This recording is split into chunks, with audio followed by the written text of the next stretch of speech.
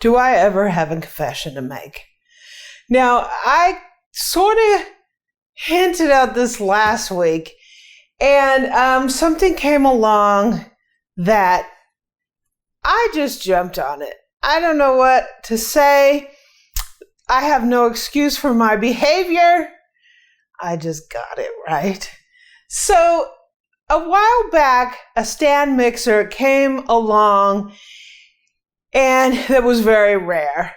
And I happened to get it for an amazing price. And I learned a lot about that mixer since then. And actually, something has flopped into my lap yet again. And you know Amy, she can't resist. So join me.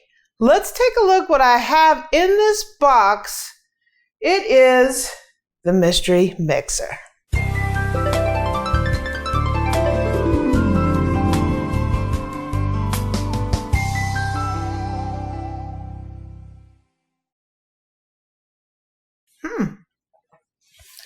So a while ago, a stand mixer fell into my lap in a kind of a strange way.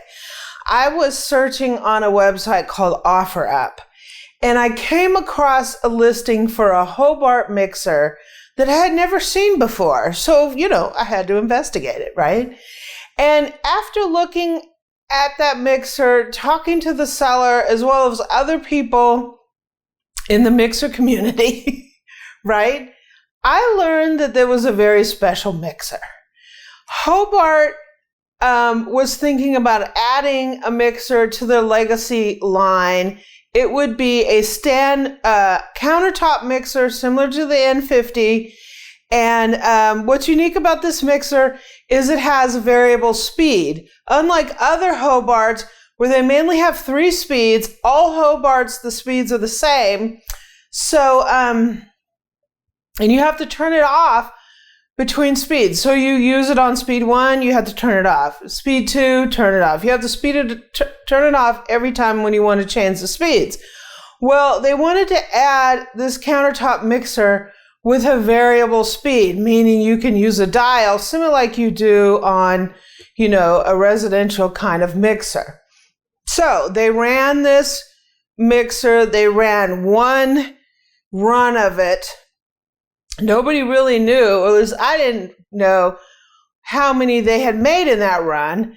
They took some of those mixers and they sent them to some of their dealers to see how they thought that the sales would go on them. And the dealers responded by saying that restaurants calibrate their recipes based on mixing in a certain amount of time at speed 1, then mixing a certain amount of time at speed 2. And this new Hobart would require restaurants to reconfigure a lot of their recipes because their staff is trained to use the Hobart in a certain way. So it doesn't matter if they use a 20-quart Hobart, a big, huge standing Hobart. You can use different Hobarts because the speeds are the same. And this would change everything. So Hobart decided to scrap the project. But they had made this first run of mixers, and so the vast majority of them were given to employees. Some were given as demo models to dealers. So there was I couldn't figure out how many they actually made, but I knew that mixer was very rare. That mixer was a Hobart HL6. It's a 6-quart bowl lift mixer similar to the N50. So after having bought that and talking to a Hobart dealer and talking to a bunch of people, I discovered how rare this mixer was and, some challenges I had with it because the mixer can't be really repaired because it's one of a kind. They didn't really make them. So there's no parts, there's no nothing for it. So I thought, I paid $200 for it. It's a Hobart. I'll have some fun with it, right? And if it croaks, then I can see if someone can fix it or not, right? Because there's no way to replace the parts. So as time went along, I had someone contact me from a company that makes prototype products for companies. So they make a lot of metal work, a lot of all kinds of stuff as prototypes for companies, from like their CAD drawings and all that. And so this company told me that they had made some parts for the HL6, and they had some sitting in their warehouse, because once Hobart decided not to go ahead with the model, they purchased the model from Hobart, so they got whatever leftover mixers that they had, as well as a bunch of parts. So at that time, I bought an extra bowl and an extra spiral beater. Here's a little look at when I purchased those. Woo! Oh my gosh. It's a bowl and a paddle for the HL6. Can you believe that? A bowl and a paddle for the HL6. It kind of smells like a greasy machine a little bit. Do they have part number on the paddle? Part number? See how there's a little bit of grease on there?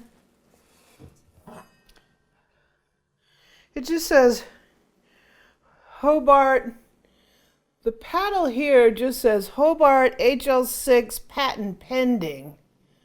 See, the original has a different part number if you look at it.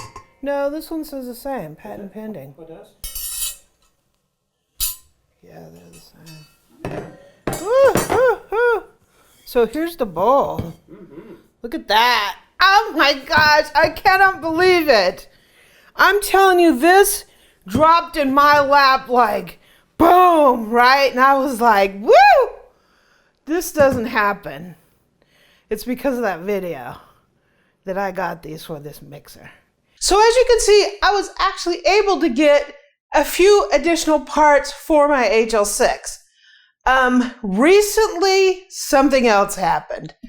I was speaking to that company again. They told me that there was about 500 of those mixers that were made, and about 250 have been given away to employees or dealers, and they had 250 or so sitting in their warehouse, just sitting there. And I was like, what? You have about 250 or 300 HL6s just sitting in your warehouse. And they said, yeah, we don't have any plans to make it. We're not going to be making the design. We just have them sitting there. You want to buy one? $3.99. Right? And I was like, well, I have one, but I'm also Amy. So guess what's in this box? We have another HL6 and a couple parts. There were additional parts that came with them. I had the whisk, the spiral paddle, and the dough hook. And they also had a pastry paddle as well as a flat paddle. So I ordered a couple flat paddles. I ordered a new whisk and a pastry knife, and I ordered another mixer. So that is what's in this box. So, and I've already named it. Its name is Jack. Jack the mixer. So let's get this baby out. We got another HL6 and for us to play with. So let's get to it. So here it is, cooks. This is our second HL6. Why did I buy another one? I don't know. I figured if I screw one of them up, at least I have parts for the other one, right? One of the things I noticed is mine was, the one I have, the feet are a little messed up, so it was a little bit wobbly. This one is like, seems a little sturdier than the one that I have. I did put this Hobart sticker on there. My other one came with a Hobart sticker, I think because it went to a dealer, but this one didn't. So this one never finished the process. It just, they manufactured it and it ended up in a warehouse. It was never sent anywhere. So the new HL6 just says HL6 on it, made in Sweden. There's nothing that says Hobart. I think the company who bought these from Hobart put this sticker on there because I just brought out the other Hobart. This one says Hobart made in Sweden HL6.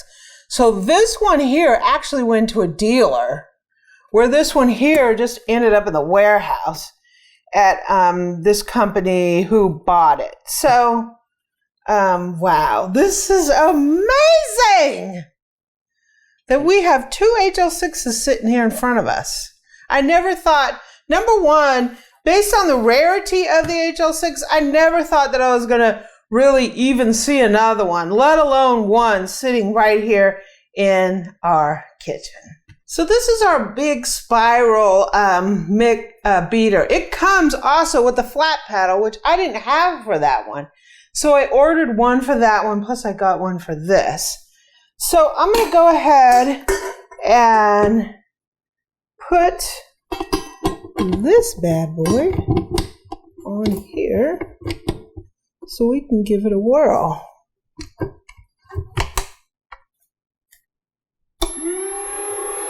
Ooh, sounds like an HL6. It has like a really high frequency. Yeah.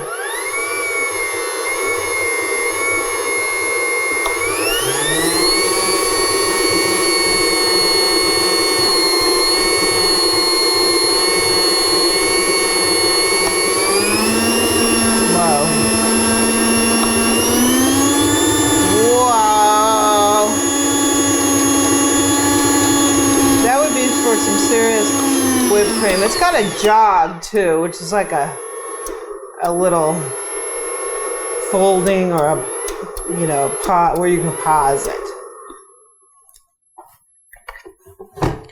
So, like I said, when I bought this HL6, I only got this spiral paddle. So I ordered an extra flat paddle.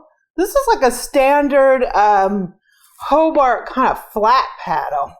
I'm not exactly sure when you would use a flat versus a spiral.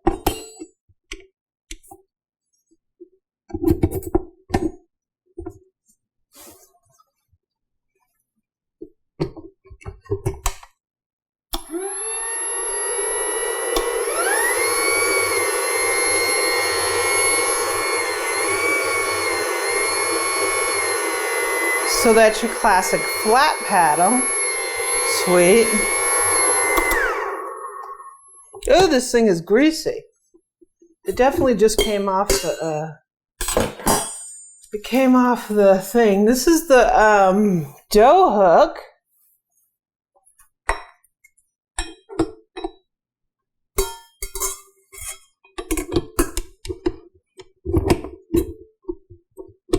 It doesn't come nice and pretty and clean like some of the residential mixers. So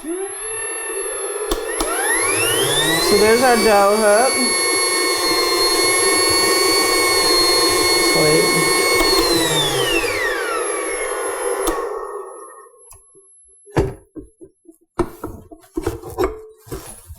Smells like grease.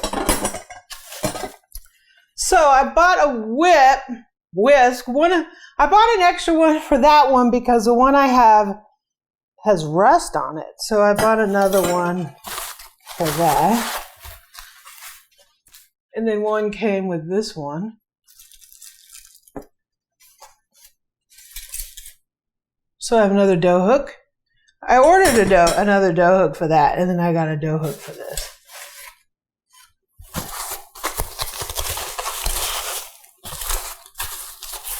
Here's another spiral. Oh yeah, I thought I ordered an extra paddle. Yeah, so I got a paddle for that because I didn't have one. And this one came with a paddle. This one came with the spiral and I ordered an extra spiral.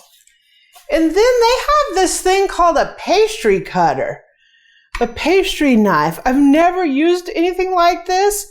I believe a lot of the big Hobart mixers come with this attachment. They have one for the HL6.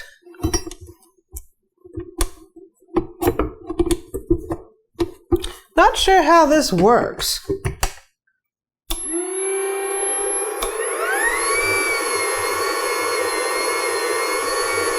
I guess it's for making pie crust and stuff. I'm not sure.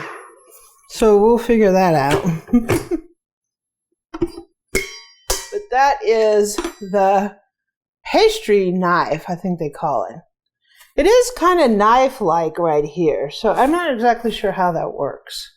So cooks, I am officially confessing that I found another HL6 and I bought another HL6.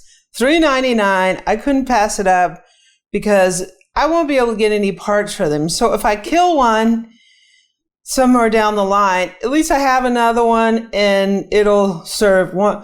Whatever one doesn't last will serve as parts for the other one. So, I can't believe this. So a couple of people in the Facebook group also got one of these, and congratulations on your purchase because these mixers are fantastic. So cooks, if you like this kind of content, stand mixers, cooking, learning to cook, all that fun stuff, go ahead and join us by clicking the subscribe button below and the bell where you'll get notifications of our uploads.